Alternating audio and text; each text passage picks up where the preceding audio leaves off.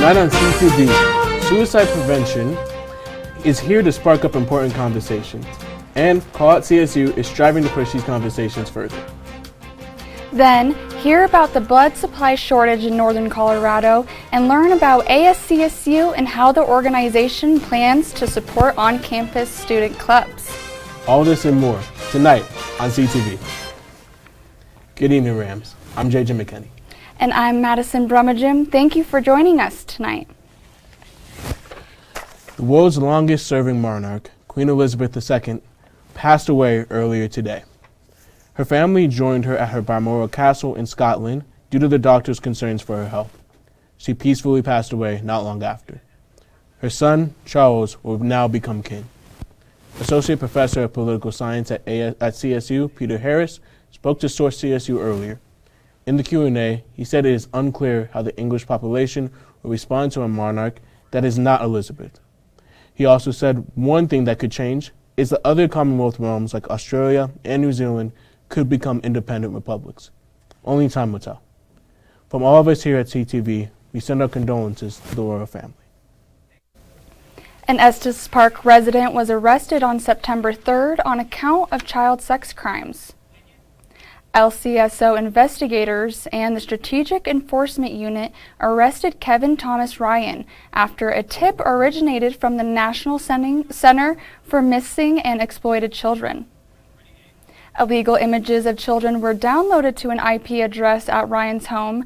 Investigators also learned that he had sexual contact with a minor and believe there may be more victims. Ryan was booked into Larimer County Jail on the following charges: attempted sexual assault on a child, enticement of a child, internet exploitation, and luring of a child, and obscenity. Anyone with information regarding the case is encouraged to contact investigator Justin Atwood at 970-498-5143. Mental health is a big deal amongst the college and high school student population. Our live reporter, Gavin Wolf, joins us live in the studio to discuss Suicide Prevention Week. Gavin? Thanks, Mattison. Dealing with mental health can be hard to talk about, but National Suicide Prevention Week is here to help start the conversation. We have the stigma in our community where it's like, oh, mental health shouldn't be a thing, we shouldn't talk about it, but it's the polar opposite. We should talk about mental health. People's mental health does matter. After losing a friend to suicide, seniors Jake Knight and Sean Johnson have learned the importance of talking about mental health. It touches every single person you meet. And even if it's not something that they're personally dealing with in their daily life themselves, there's probably somebody that's super close to them that's dealing with it in the worst of ways. Mm-hmm. And it affects all of us because we don't want to see those people that we really care about feeling those things. And when it comes to helping others, perspective is everything. There's so much darkness in the world no one could count. There's a whole nother sunrise the next day. Helping your friend look at the sunrise and not focusing on the darkness is why you should be friends. Caring about people genuinely, wanting to see other people happy, and that goes a super long way, more so than anything else. With Colorado ranking in the top 10 highest state suicide rates, it's important to educate and raise awareness. I really want to encourage people to get trained in suicide prevention because it's not just an individual problem, it really is a community problem. And that's how we have to solve it. But as a community, if we come together, get trained, keep talking about it, it's a problem we can actually prevent. Training resources can be found online at suicideprevent.org or through CSU's Prevention Research Center. If you or someone you know is struggling with mental health, you can text TALK to 38255 or call 988 for the National Suicide Prevention Lifeline. Back to you guys. Thanks, Gavin. It's important to recognize some of the driving forces of deteriorating mental health. One prominent cause on CSU's campus involves hate speech. Now that the preachers have returned, tensions between CSU and students over hate speech on campus have risen once again. I was able to talk to an anonymous source who takes part in a student-led activist group called Call Out CSU about their plans to speak out against the university.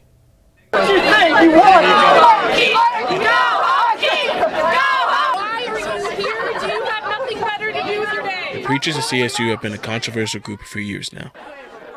Whenever the weather is warm, the preachers can be seen out smack dab in the middle of Campus Plaza, spreading their ideologies to anyone willing to listen.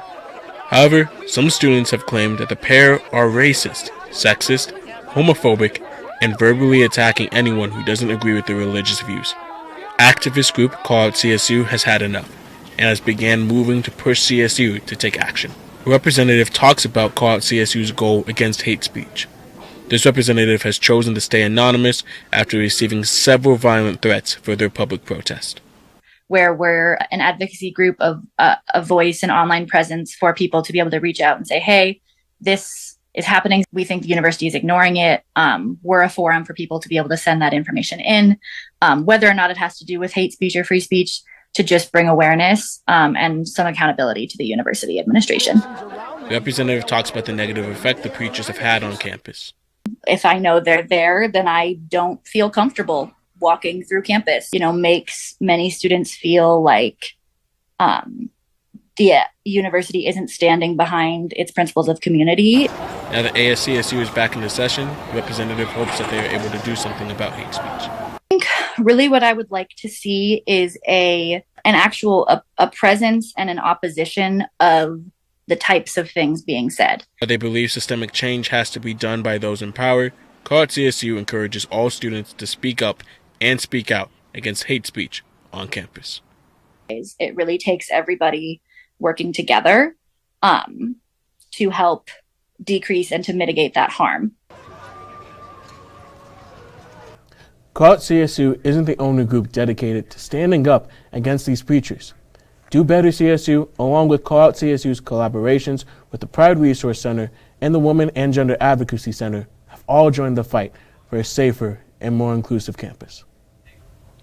Larimer County Health is urging residents to get the new COVID-19 booster. This information was released early this morning in a press release. Residents can do so by visiting the website larimerhealth.secure.force.com/vaccine. Looks like summer's not over yet. Pruder School District couldn't handle the heat as they make plans to close its schools early for the next 2 days. The district made the decision due to high temperatures and a lack of air conditions in their buildings. The district made their announcement after parents complained of hot classrooms reaching 90 degrees Fahrenheit, raising concerns about student safety. Attempts to cool down the classroom, like using fans and opening doors, have been unsuccessful. This is no surprise considering 60% of PSD schools don't have any air conditioning or effective ways to cool down their classrooms.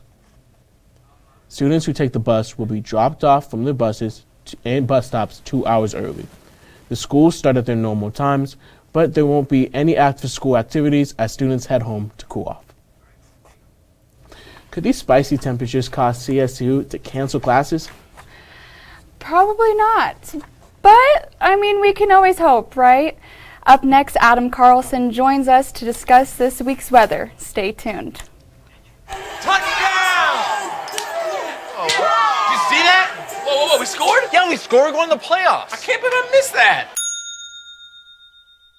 Every time I'm buzzed, I spend too much time on my phone. What? I should take your phone away. No. I'll call for a ride. Hey, why does my face look like that? I'm playing with these new face filters. Okay, you know what? Yep, that's mine. I'm gonna need that back. No. Kevin!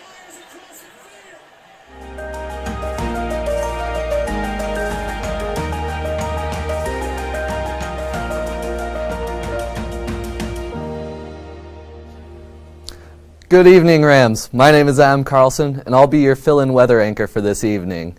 Current conditions for tonight are going to be around 83, mostly cloudy, with sunset at 7:20, little later than it was yesterday. As we head on to the overnight lows, we're going to be seeing that Fort Collins is at 54, and as we go down that I-25 corridor, it's going to heat up a little bit, but not too much. Pueblo hitting 61. Then if we look at the East Plains, we're going to see that it's all generally around the 50s, Burlington hitting 59, and Limon at 52. Then we take it over down to the mountains, and we're kind of all over the place in a nice hodgepodge. Lowest at 43 for Craig, and Grand Junction hitting 68. Then we'll just take it to tomorrow's highs, and we're going to be looking at 70 in Fort Collins, going down the I-25 corridor. It's going to heat up, Pueblo hitting 82. Once we look at that eastern plain, we're going to see that it's all around the mid-low 70s, except Lamar throwing a curveball at 84. Then once we take it over to the mountainside, we're going to see, once again, it's all over the place, with Grand Junction hitting a crazy 96, and Telluride down at 77.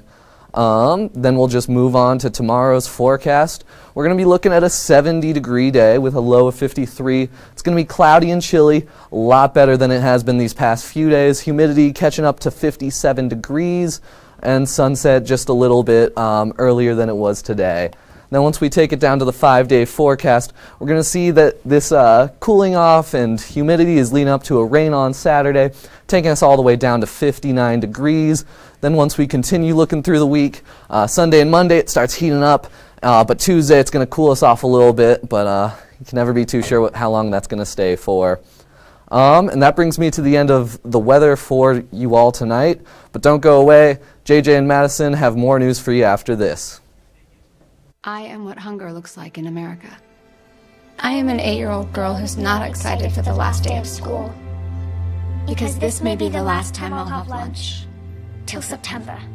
I am a single father of 2 who works 3 part-time jobs. And that's still not enough to put food on the table. I was created by artificial intelligence from faces of the 1 in 8 Americans who struggle with hunger. Feeding America. 200 food banks strong.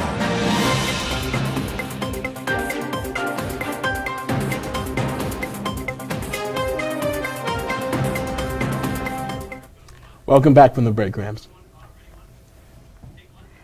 Sit back for a moment and imagine if you were in a situation that resulted in the need for a blood transfusion. Now, think about if there was no blood supply left to help. That could be a possibility with the current blood supply shortage here in Fort Collins, unless more people become regular donors. Northern Colorado is facing a severe blood supply shortage. Garth England Blood Center right here in Fort Collins is urging the community to come in and donate. The big reason why it's so important for you to come in and donate blood is one product can save up to 3 people's lives. Blood donor recruiter Joe Dunn explains how the severity of the shortage can be improved by not only new donors, but regular donors as well. All blood donated here through Garth England stays in Northern Colorado. When you come in and donate, you could be saving your neighbor's life. It's important to note key differences between donating plasma and donating blood. The big difference between donating blood and plasma or platelets is you get hooked up to one of these lovely machines. And these machines, what they do is they separate the 3 different parts of your blood and return what were not taken from you back to you. Platelets go to patients with cancer. And I mean, we have a cancer center here on Harmony. That's usually where most of our product ends up going. So that's a huge impact to help people out.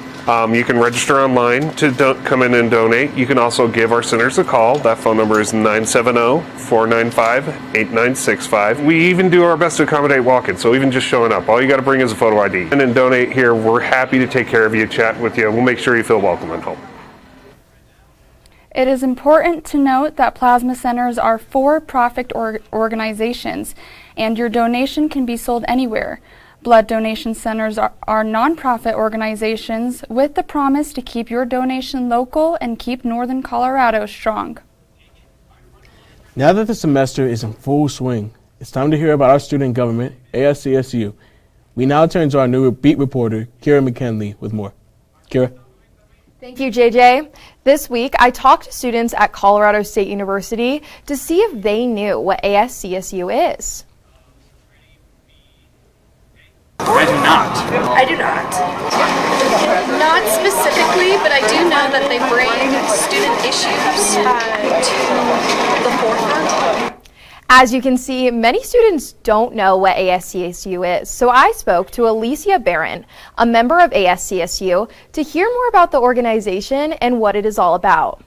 ASCSU pretty much means the Associated Students of Colorado State University, and essentially we're just representing the clubs and organizations across campus. Last week I heard that we have roughly around $200,000 for this semester, so that is sort of being counted towards all the organizations and bills that want to be passed. So we just have that in set for this semester. Barron makes it clear that ASCSU has a lot of control in student organization and clubs. Thank you. Back to you guys. Thanks, Kira. We'll continue to update you all on ASCSU as the semester continues. Shifting gears now toward financial news in Fort Collins. Workers across Fort Collins may be expecting an even greater payday. That is due to the fact that the Fort Collins City Council has shown support for raising the minimum wage from $15 an hour to $18 an hour. Employees from businesses across the community came to the council to argue for higher wages. The majority of employees stated that the check increase would allow them to pay for even greater expenses like healthcare, food, and childcare, all while living comfortably. However, some workers and employers were not fond of increasing these wages, stating that the pay increase would make employers hire even less workers. Nonetheless, the majority of the council workers supported the increase, saying it was long overdue.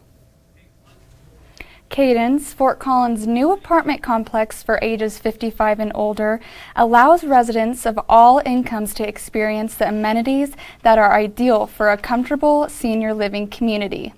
26% of Larimer County is estimated to be over age 60 within the next 3 years, and senior housing developments such as Cadence will help provide the growing senior populations with more low-income options for a 55 and older housing community. Volunteers of America built the apartment complex at the corner of Timberline and Drake Road. This location grants easy access to nearby shopping, such as the King Soopers across the street, various trails for exercise, and the transport bus near the front of the complex. Cadence is a low-income senior housing, but with a twist. The complex aims to have a more hotel-like feeling, such as a coffee shop, fitness center, and private conference room. Fort Collins drivers has sped the way to first place at being some of Northern Colorado's worst drivers. A new survey ranked Colorado as the 7th worst place in the country to drive. In Northern Colorado alone, Fort Collins has taken the top of the list. According to local residents, students are the ones to blame. They say that CSU students are the main cause of our road conditions in Fort Collins have allegedly become so awful. Luckily, if you're a CSU student, you may be able to avoid all of this. That's right, JJ. Spending Thursday nights in Old Town may become a little easier to navigate. Ramride has extended their useful collaboration with Lyft, offering flexible transportation for students, but the partnership will be including a new program this year. Lyft and Spin e-scooters have joined forces with Ramride and will now offer free rides for either service on Thursday nights from 10 p.m. to 3 a.m. The Lyft code valued at $12 can be obtained through the Ramride app. Thursday nights are commonly known for Ram Band in Fort Collins, which offers discounted drinks at 3 different bars in Old Town. With Ram Band ramming up this year, the increase of activity raises concern over CSU students having safe, affordable, and reliable transportation. Recent studies show the DUI rate for Fort Collins is almost 5 times the state average. The aim of this ride service is to ensure safety, but it is important to remember that the use of an e-scooter while under the influence is still considered to be a DUI. While hopefully not many DUIs were given out, I'm sure these two services got a lot of action over the past weekend due to one of Fort Collins' most diverse events. Our feature reporter, Zoe Hayman, joins us live in the studio with more. Zoe? Thanks, guys. This weekend, I got to embrace the spirit of Fort Collins at the Tour de Fat put on by New Belgium Brewing. People from all parts of the town joined together to bike, drink beer, and have fun. Celebrated the Tour de Fat this past weekend for the first time in 2 years due to COVID. Hundreds came to take part in the well-known bike parade. My favorite part of the Tour de Fat is seeing everyone on their bikes on Mountain Road, and it's just incredible. My favorite part of Tour de Fat is that probably the whole town came out today. Parade spectators had a lot to say about what the tour means to them. Parade, bike, beer, party, music, happiness. All the personalities, all the costumes, all the fun, everyone's happy, just good times. But there was a lot more than just biking going on. 4, 3, 2, 1! After the bike parade, everyone headed over to New Belgium Brewing for some beer, music on the lawn, and fun with friends. Tour de Fat is the best day of the year. Best day of the year. Best day of the year. Tour de Fat is the happiest place on earth. Yep. Sorry, Disneyland. If you're sad you missed the music, drinks, and fun, don't worry. New Belgium Brewing is hosting a concert tomorrow night from 5 to 7 in the evening with musical guest Cowboy Dave. Back to you guys. Thanks, Zoe. With that, Rams, we've come to the end of our news for you tonight. But stick around. Leah Cackowski is up next to discuss ongoing soccer and volleyball games. You may not want to miss it.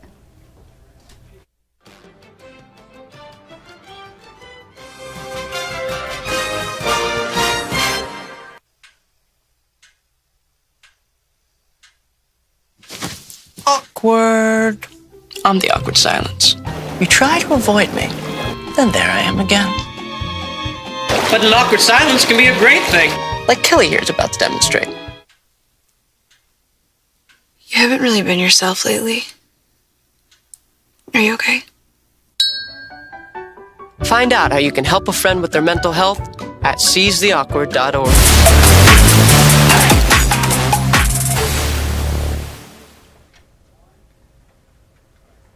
How's it going, Rams? My name is Leah Cackowski, and welcome back to another edition of CAC's Closeout.